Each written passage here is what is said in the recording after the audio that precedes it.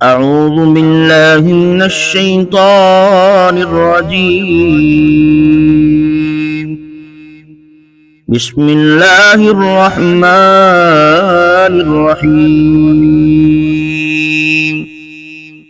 والعصر إن الإنسان لفي خسر إلا الذين آمنوا وعملوا الصالحات وتواصوا بالحق وتواصوا بالصبر. صدق الله العظيم.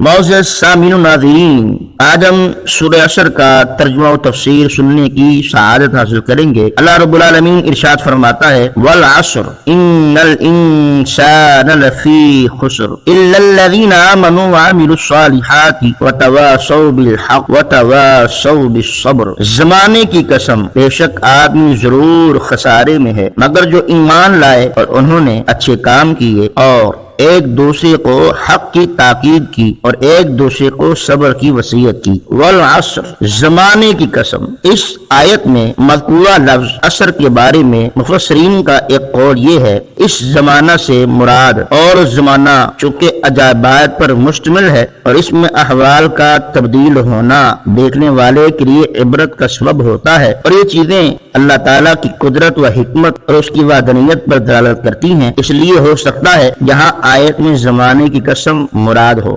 دوسرا قول یہ ہے، عصر اس وقت کو بھی کہتے ہیں جو سورج غروب ہونے سے پہلے ہوتا ہے، اس لیے ہو سکتا ہے کہ نقصان اٹھانے والے کے بارے میں اس وقت کی قسم فرمائی گئی ہو، جیسا کہ نفع اٹھانے والے کے بارے میں ضحیٰ یعنی چاش کے وقت کی قسم کا ذکر فرمایا گیا۔ تیسرا قول یہ ہے، عصر سے نماز عصر مراد ہو سکتی ہے جو کہ دن کی عبادتوں میں سب سے آخری عبادت ہے اور اس کی فضیلت کی وجہ سے یہاں اس کی قسم ارشاد فرمائی گئی۔ چوتھا قول یہ ہے کہ اس کی طرف دل جھکتا ہے کہ یہاں زمانے سے تاجدار رسالت صلی اللہ علیہ وسلم کا مخصوص زمانہ مراد ہے جو کہ بڑی خیر و برکت کا زمانہ ہے۔ تو جس طرح اللہ تعالیٰ نے لا اقسم بہذا البلد میں حضور پر نور صلی اللہ علیہ وسلم کے مسکن و مکان کی قسم یاد فرمائی، اور جس طرح لعمرک فرما کر آپ صلی اللہ علیہ وسلم کی عمر شریف کی قسم یاد فرمائی، تو اسی طرح یہاں والعصر فرما کر اپنے حبیب صلی اللہ علیہ وسلم کے مقدس زمانے کی قسم ارشاد فرمائی۔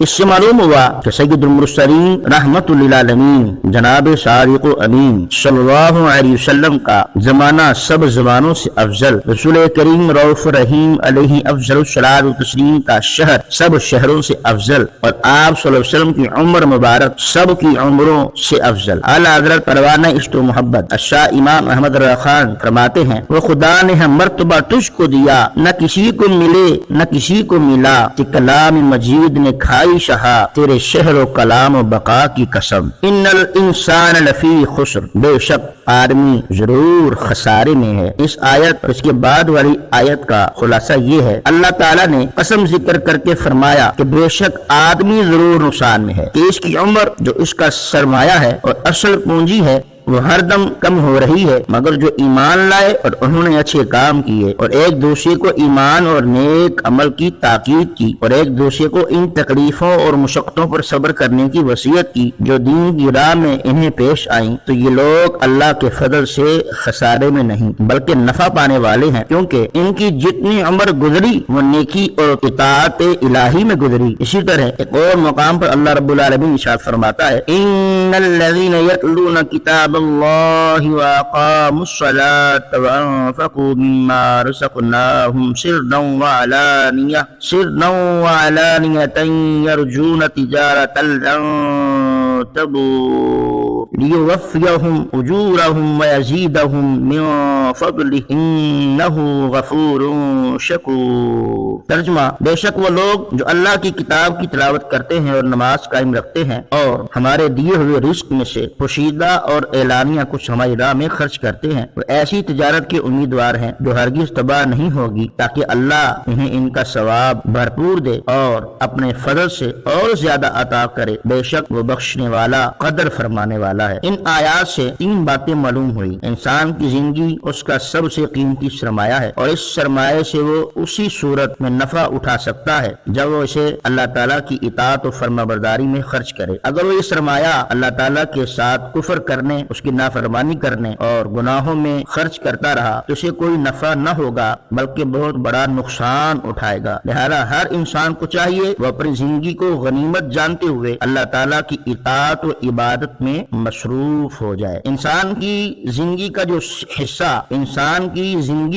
جو حصہ اللہ تعالیٰ کی عبادت میں گزرے وہ سب سے بہترین ہے۔ دنیا سے اعراض کرنا اور آخرت کی طلب میں اور اس سے محبت کرنے میں مشغول ہونا انسان کے لیے سعادت کا باعث ہے۔ اللہ تعالیٰ ارشاد فرماتا ہے وَمَنْ أَرَادَ الْآخِرَةَ وَسَعَى لَهَا سَعْيَهَا وَهُوَ مُؤْمِنٌ فَأُولَئِكَ كَانَ سَعْيُهُمْ مَشْكُورًا۔ ترجمہ، اور جو آخرت چاہتا ہے اور اس کے لیے ایسی کوشش کرتا ہے جیسی کرنی چاہیے اور وہ ایمان والا بھی ہو تو یہی وہ لوگ ہیں جن کی کوشش کی قدر کی جائے گی۔ نور العرفان میں ہے کہ اس آیت سے کئی مسئلے معلوم ہوئے۔ ایک یہ کہ پہلے خود نیک بنے پھر دوسروں کو ہدایت کرے جیسا کہ آیت میں ترغیب سے بیان کیا گیا۔ دوسرا یہ کہ ہمیشہ تبلیغ کرے جیسا کہ وتواصوا کے اطلاق سے معلوم ہوا۔ تیسرا یہ کہ ہر مسلمان کو مبلغ ہونا چاہیے جسے جو مسئلہ صحیح طور پر معلوم ہو وہ لوگوں کو بتا دے، صرف علماء پر تبلیغ نہیں جیسا کہ وتواصوا کے فاعل کے عموم سے پتہ لگا۔ چوتھا یہ کہ ہر حال میں تبلیغ کرے، صرف جلسہ یا اسٹیج پر موقوف نہ ہو۔ پانچواں یہ کہ نماز روزے کی طرح تبلیغ بھی ضروری ہے۔ چھٹا یہ کہ عوام دل و زبان سے اور علماء زبان و قلم سے جبکہ حکام زور و طاقت سے تبلیغ کریں۔ اصل یہ کہ ہر کوئی اپنی حسب استطاعت نیکی کی دعوت عام کرنے کی کوشش کرے اور گناہوں سے روکنے کی کوشش کرے۔ تو سامعین کرام، آپ نے آج سورہ عصر کا ترجمہ و تفسیر سننے کی سعادت حاصل کی۔ دعا ہے اللہ کریم ہمیں عمل کی توفیق نصیب فرمائے۔ دیکھتے رہیے ون اسلامک چینل۔ جزاکم اللہ خیر۔